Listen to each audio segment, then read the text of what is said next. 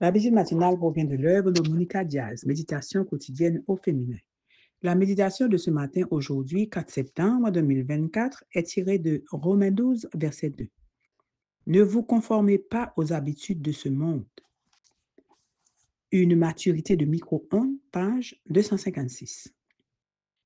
Romains 12, verset 2 est traduit de cette façon dans certaines versions de la Bible. Ne vous conformez pas aux habitudes de ce monde. Ne prenez pas pour modèle le monde présent. Lorsque je pense aux habitudes du monde d'aujourd'hui que j'observe dans les médias, au style de vie général comparé à celui des époques précédentes et à la façon dont chacun vit, je ne peux m'empêcher de remarquer un point commun, la précipitation. Aujourd'hui, une mère se lève précipitamment pour réveiller ses enfants et les emmener à l'école. Elle se précipite au travail et passe la journée dans un sentiment d'urgence.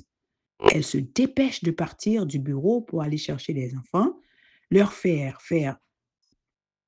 leurs devoirs, leur donner leur dîner, leur bain et les mettre au lit. Lorsque les enfants s'endorment, elle continue sa course effrénée. Et le samedi, une autre course folle. Ne croyez pas que les femmes célibataires mènent une vie plus tranquille. Ce mal est endémique. Nous, les femmes d'aujourd'hui, nous trouvons à peine le temps de nous aménager un espace quotidien seul avec Dieu. Et parce que nous nous sommes conformés à ce style de vie, nous en payons les conséquences en termes de maturité spirituelle, de stabilité émotionnelle, de paix intérieure, de maîtrise de soi et tant d'autres vertus qui viennent exclusivement par l'œuvre de l'Esprit en nous lorsque nous nous exposons calmement au caractère de Dieu et que nous lui accordons du temps et de l'espace.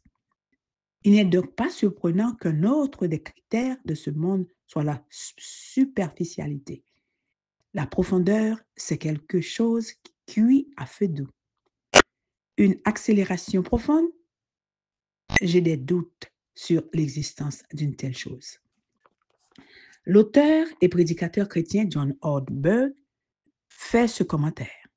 Être seul avec Dieu est le seul moyen de se libérer des forces sociales qui, autrement, nous façonneraient sans pitié.